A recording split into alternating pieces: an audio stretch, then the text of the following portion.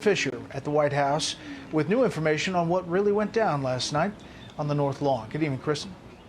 Brett, moments ago, the U.S. Park Police put out a statement saying that no tear gas was used during that pushback of protesters in Lafayette Square this time last night. Now, Democrats on Capitol Hill have been saying all day that those protesters were peaceful, but the Park Police now say that some protesters became combative and threw projectiles, forcing them to escalate. One day after law enforcement used flashbangs and rubber bullets on protesters to pave the way for President Trump to make this walk to St. John's Church. We have a great country. The president was back at another place of prayer, St. John Paul II's National Shrine. But this moment of remembrance was quickly followed by a scathing statement from the Archbishop of Washington, who said, "I find it baffling and reprehensible that any Catholic facility would allow itself to be so egregiously misused and manipulated." And today, outside St. John's Church, we call upon the president, sir, to repent. To repent. But counselor to the president, Kellyanne Conway, says President Trump has nothing to repent for. Why the president felt compelled to walk there, why he held that Bible up, that is a symbol to everyone that we will not allow arsonists and anarchists who set that fire ablaze. According to a senior official at the Justice Department, the decision to widen the perimeter around the White House was made early Monday morning.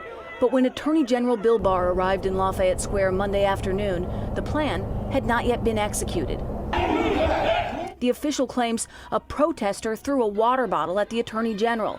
And that's when Bill Barr gave the order to push protesters back before President Trump walked out. The police did not respond other than to move the protesters back. I thought what the president did in visiting the church was not only appropriate, it was needed. But Senate Minority Leader Chuck Schumer calls it unconstitutional, an abuse of presidential power, and possibly illegal. The President of the United States ordered troops to attack peaceful American citizens exercising their constitutional rights by tear gassing them in a public park while military helicopters flew overhead. President Trump is now warning scenes like this. A military helicopter hovering over protesters could soon extend to other hotspots unless governors and mayors regain control. Already, active duty troops have been flown into the D.C. area, but have yet to be deployed.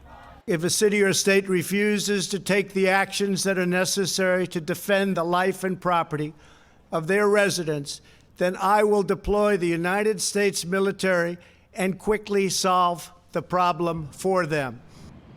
Now, in order for President Trump to deploy any active duty troops on U.S. soil, he would have to invoke a more than 200-year-old law, the Insurrection Act. White House officials tell me that it is something that is being seriously considered, but that it would only be used as a last resort. Brett? Kristen Fisher live on the North Lawn. Kristen, thank you.